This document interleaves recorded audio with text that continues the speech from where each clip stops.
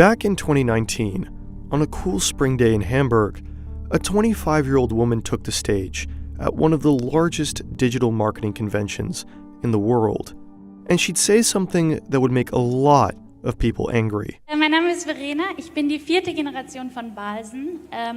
Wir backen seit 130 Jahren Kekse. Ich würde gerne mal mit euch ein Experiment ausprobieren und wir gucken einfach mal, was passiert.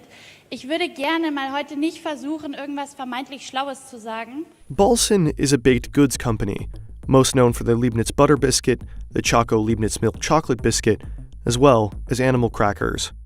They're a German family-run cookie-cutter company with pastries that are profitable, producing hundreds of millions in yearly revenue. And that revenue is something that Verena made the mistake of appreciating a bit too publicly. Mir gehört ein Viertel von Balsen, da freue ich mich auch drüber. Es soll mir auch weiterhin gehören. Ich will Geld verdienen und mir Segelyachten kaufen von meiner Dividende und sowas. This was cringe, not only because she was a 25-year-old family-made millionaire who wanted a yacht, but also because her wealth came from a company that had used forced labor during World War II. From around 1940 to the end of the Second World War, the Balsen Company obtained hundreds of forced laborers to be used at their factory in Hanover. What made things worse for Verena, though, is that she did not take kindly to the criticism of her speech. Later, she told the German tabloid that the forced laborers were before her time, that they were paid exactly as much as German workers, and that the company treated them well. Surprisingly, people didn't think it was a particularly clever clapback. And days later, Verena was taken out of the spotlight and issued a public apology. But it was too late. Balsen stirred the pot, so investigative reporters decided to add some more ingredients. They discovered that the owners of the Balsen biscuit empire had been members of the Nazi Party and donated to the SS. Many of the involuntary laborers used in Hanover came from a factory in Kiev, a factory that the Balsen family had taken over after Nazi occupation. So the Balsens hired a German historian, Manfred Krieger, to investigate them, only after it was convenient for them to do so. Now, whether the Balsens are a family to be upset about, we don't know. Verena Balsen is no Nazi, but we can tell you whether the Balsen family history and how they handled it is truly unique. It's not. The Balsens aren't alone, and they're so far from the worst.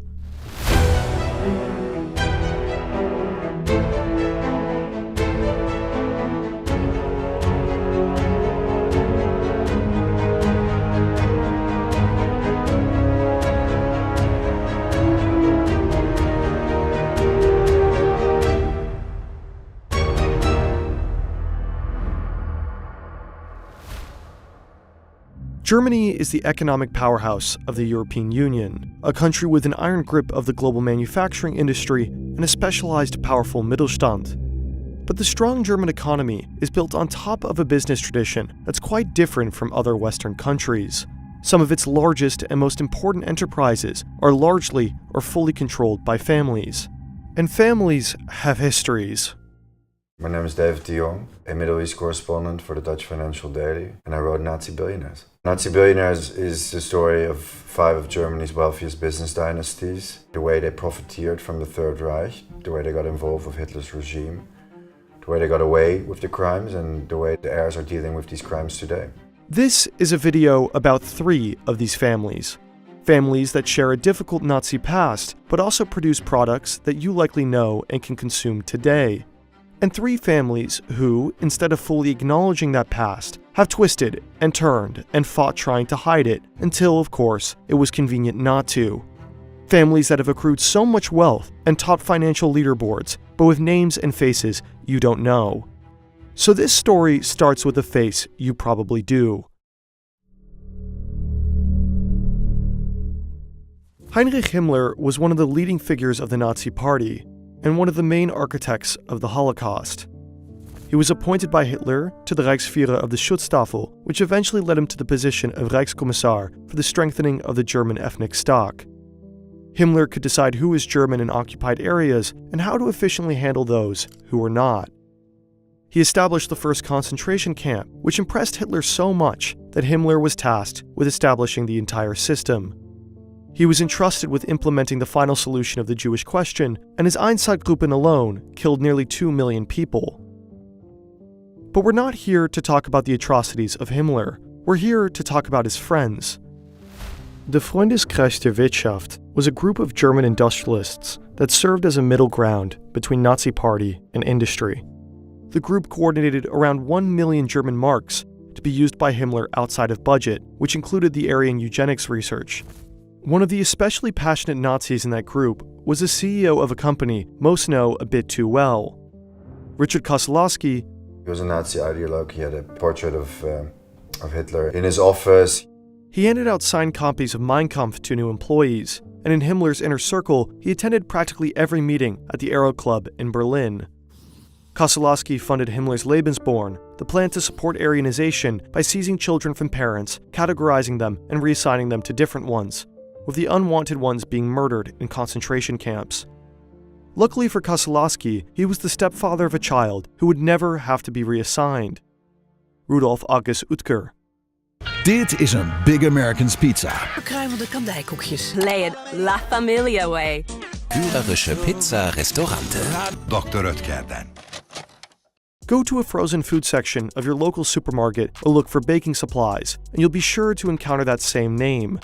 Dr. Oetker is one of the largest family-run German multinationals on the planet, with yearly sales revenue in the multi-billions. Rudolf August considered his stepfather Richard Kosolowski, the CEO of Oetker, his real father. I couldn't imagine a better father than Richard Kosolowski, Rudolf August said in an interview with a German newspaper more than a half a century later, nor a better teacher for me. Unlike his real father, Rudolf August was a real Nazi. Rudolf August was not drafted, but volunteered to join the Waffen-SS. It was only for the most fervently ideological Nazis who would join the Waffen-SS. It was a very stringent training and a very stringent selection process, so it was abnormal in that sense. Rudolf August later claimed that he didn't know the extent of the concentration camps, which was weird because he trained in one. So part of Rudolf August Oetker's training took place at Dachau concentration camp, and he would later claim that the barracks were separate from the concentration camp, but in fact it was part of the same complex, and concentration camp prisoners would clean the barracks of the aspiring SS officers that were trained there. Yet, Rudolf's Nazi past never really mattered after the war ended. Although his family benefited from Aryanizations, the use of forced enslaved labor, Rudolf August was detained only for his role in the Waffen-SS. The denazification of Rudolf August Oetker never even went to trial. Instead, he was exonerated by an internal subcommittee made up entirely of his company's own employees. A few months later, British officials confirmed his exoneration. He lied that he was forcibly moved to the Waffen-SS, even though he volunteered and also had a knack for Aryanizing property. So instead, Rudolf August was made CEO. And over the next few decades, he turned Dr. Oetker into a multi-billion euro empire. When he died in 2007, the company was distributed among his 8 children, making each of them individual billionaires.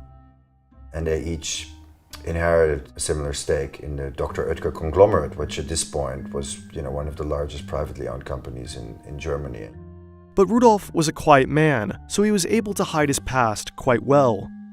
In a press statement to us, the Oetker Group clarified that he in fact vetoed any investigation into the Nazi history of the company until after his death. It wasn't until 2008, a year after his death, that Rudolf's children commissioned historians to truly understand their company's history.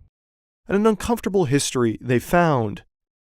In 2013, August Oetker, his eldest son, acknowledged that his father was a Nazi.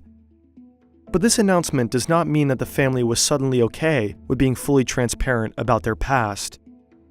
Rudolf August married multiple times. Although the older Oetker children were open to commissioning the study, the 3 younger children were less receptive. The mother of the 3 youngest, Maya, rejected the investigation's claim that her late husband was a committed Nazi, but Rudolf was, of course, a quiet man. In order to maintain harmony and unity within his family, Rudolf August had hoped that his eldest son August would train Alfred to take over the position of CEO, a forced power split between oldest and youngest. But when August gave up operational management, he'd promote his younger brother Richard instead. This was enough to split Dr. Oetker into 2, and today they still remain ideologically divided. There were 2 foundations under Dr. Oetker.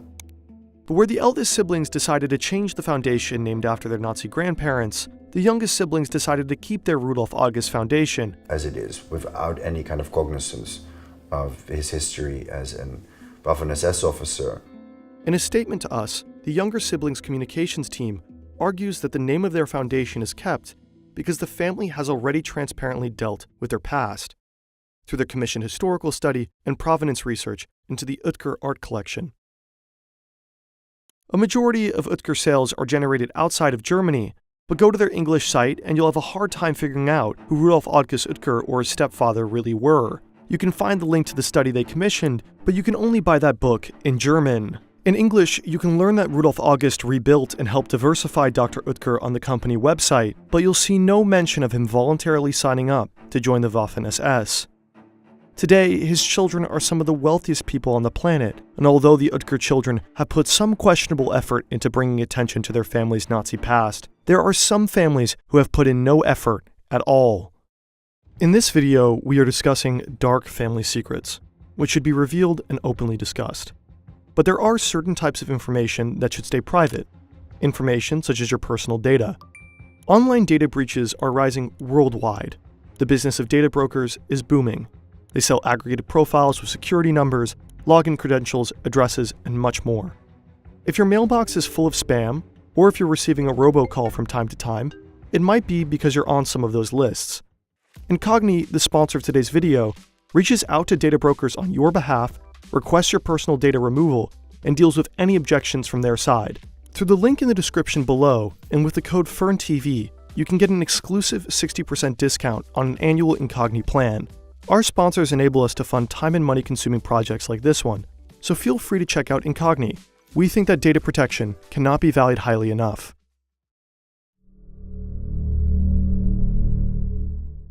In May of 2017, 3 people met at a restaurant outside of Munich. A publisher, a journalist from a Bavarian public state broadcaster, and a man named Ernst Knut Stahl. According to the publisher, under oath, Stahl had said, "There's danger ahead. There's a street in New York with lots of investment bankers, lawyers, and so forth. Coincidentally, they are all Jews, but that's not relevant here. They want to push Germany into ruin. They control everything." The publisher also said that Stahl followed up by saying that there should be a newspaper, one that actually writes the truth, and that Peter Bartels, a former editor-in-chief of Bild, would help. Months later, a newspaper did show up with Bartels helping write it, a paper openly supportive of the AfD. The AfD was a relatively young political party in Germany at this point. Initially anti-Euro, it shifted course at the end of 2014 during the refugee crisis. Today, it is considered right-wing extremist and racist by the German Institute for Human Rights. Now, the question naturally arose, where did the newspaper's funding come from? See, Ernst Knut Stahl, the man who talked about Jews controlling everything, was not any man. He was the asset manager for one of the wealthiest German billionaires, August von Finck Jr. August Jr. was a private man, the eldest of the von Finck empire. He passed away in late November 2021 and left behind an investment in real estate empire where the real estate is said to encompass more than half of Munich city center and much of the land surrounding Munich, which is some of the priciest land in the world. But when August von Finck Jr. was alive, you wouldn't find him living in Germany because he had moved to Switzerland for tax reasons. And it's that knack of evading any cost that he must have gotten from his father. Back in 1931, in Berlin's Hotel Kaiserhof, Hitler was meeting Germany's wealthiest to ask them to acquire weapons for the SA, the paramilitary wing of the Nazi Party. The first man Hitler would speak to would be August von Finck Sr., the father of August von Finck Jr. The senior controlled Merck Finck and held significant shares of Allianz and Munich Re because his father co-founded Munich Re and Allianz, 2 of the world's largest insurers and reinsurers today. Von Finck, known for being the stingiest man in Bavaria, had little issues with raising money for Nazis. August von Finck Sr. helped promise 5 million Reichsmarks via Allianz to arm the SA. And for his financial services, von Finck was rewarded with political advantages by being able to target his Jewish enemies. Once the persecution against Jews really ramped up in 1937-38, he wrote a letter saying that one of his main competitors, Martin Aufhäuser, should be expropriated, basically, on the basis of the bank being in Jewish ownership. Finck wrote a letter to Munich's Chamber of Commerce that the German private banking sector is still largely made up of non-Aryan firms. The gradual cleansing of this trade, which is so strongly influenced by the Jewish element, must not be halted by the granting of applications for exemptions, but must be promoted by all means.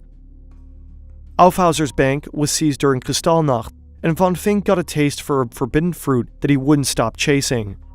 J. Dreyfus was one of the largest German Jewish private banks, and Finck put the Jewish owner, Willy Dreyfus, under so much pressure that he ended up selling the bank far under the market value of what the bank was worth.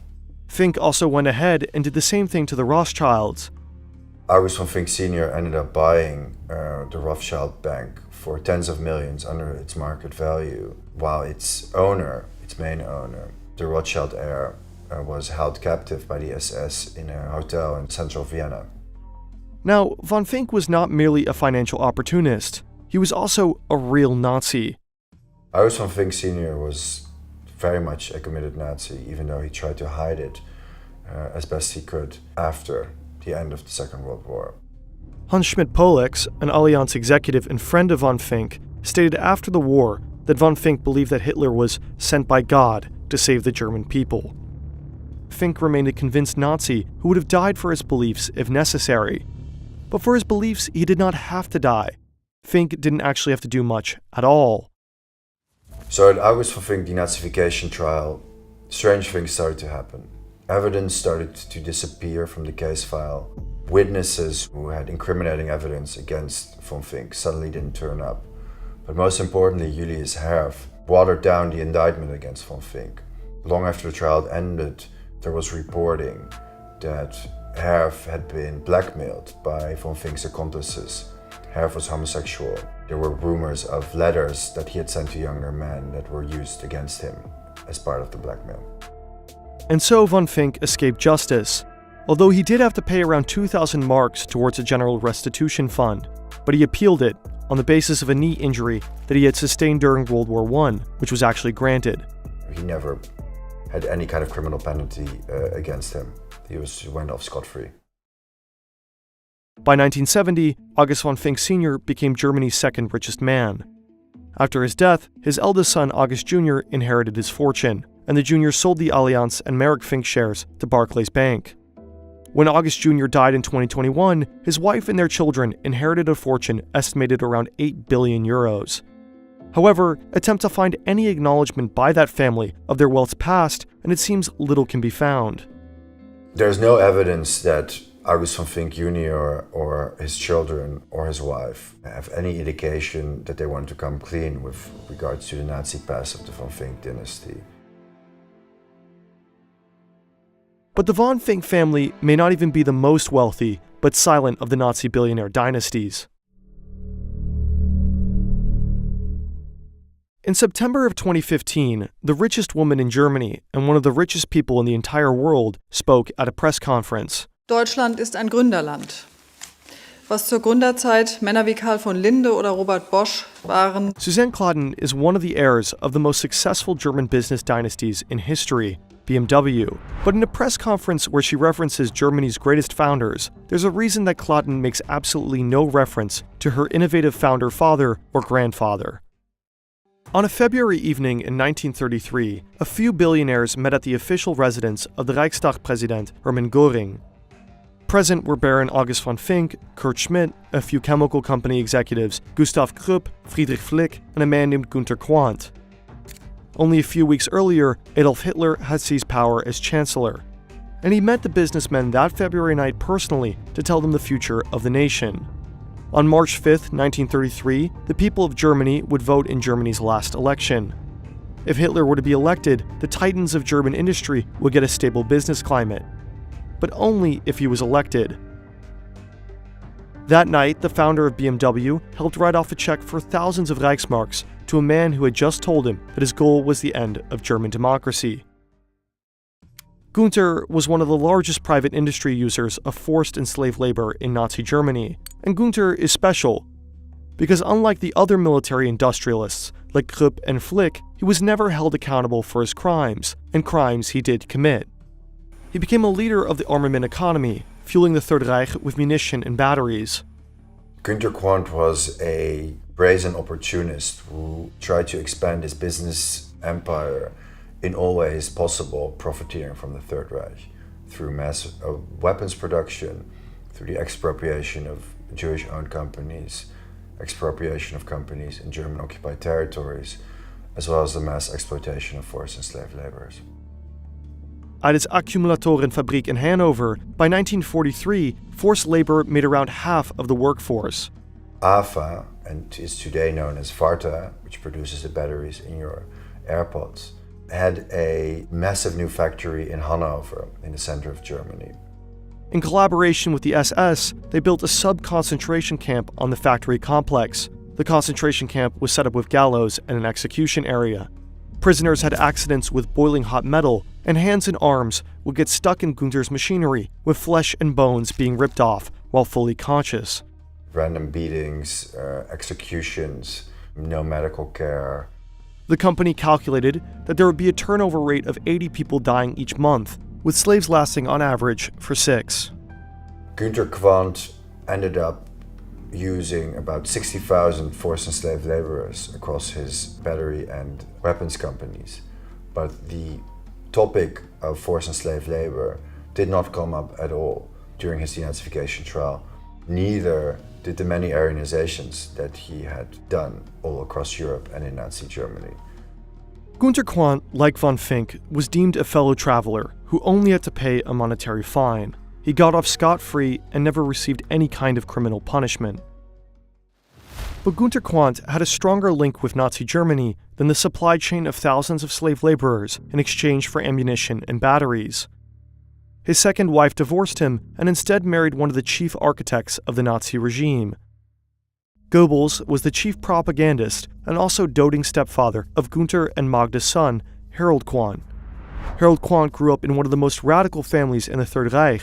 And he ended up being the only one of Magda Goebbels' children who survived the Second World War, because Magda Goebbels ended up murdering her 6 children and then committing murder-suicide with her husband.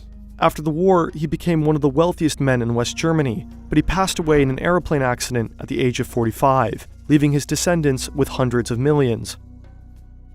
Today, his daughters and Goebbels' step-grandchildren maintain a low profile, having their wealth managed through the Harold Quandt family office, which reports to have 3 sole and 1 majority shareholding in several financial service companies with approximately $17 billion in assets. The inheritors of millions are now silent billionaires today. But as interesting as Harold Quandt and his daughters are, it's Herbert Quandt that deserves a bit more attention. Herbert Quandt was the eldest son of Günter Quandt, and he later became known as the savior of BMW because he saved BMW from bankruptcy in the 1960s. Today, you can still find a BMW Foundation in Herbert Quandt's name, which promotes responsible leadership. And Herbert Quandt was quite the responsible leader. He was a Nazi criminal who built a concentration camp in German-occupied Poland, who exploited thousands of forced and slave laborers, including female concentration captives, at battery factories. Herbert Quandt, like his father, escaped justice. According to Benjamin Ferencz, a Nuremberg trial prosecutor, if all the facts had come out at the time, Herbert Quandt would have been prosecuted. But he wasn't. Instead, he'd stay one of Germany's wealthiest, leaving a fortune to children who still remain some of the richest people on the planet. Both Suzanne Gladden and her brother, Stefan Quandt, have a near half ownership of BMW, with both serving on the supervisory board. And they still run a foundation in the name of their Nazi war criminal father, and even today seem to avoid full transparency. So, in the summer of 2021, I had sent my questions to the spokesman of Stefan Quandt, and some of the questions were never answered, including, do you think that the biography of Herbert Quandt on the Herbert Quandt Media website is transparent and accurate? And then a few months after I sent that question, overnight, they changed the biography to give a little bit more a semblance of transparency. So it's a very subtle, insidious way of whitewashing. In a press statement to us, the Quandt family office press team mentioned several ways in which the family deals with their ancestors' Nazi past. 1. Stefan and Gabriele Quandt have openly spoken about it in an interview with a German newspaper in 2011. 2. Since 2011, the family has supported the Documentation Center for Nazi forced labor in Berlin. 3. Stefan Quandt and other family members have met some former forced laborers in person. And 4. Suzanne Claudin supports different Jewish organizations and has received a prize for her engagement. We also asked why the Quandts only commissioned research into their Nazi past after a German documentary about this past came out in 2007. The documentary put immense pressure on the family. In their answer, the press office seems to suggest that the family was shaken by the reporting, but did not have all the facts prior to them being made public on TV. However, the documentary also showed the family's unwillingness to help journalists investigate their past.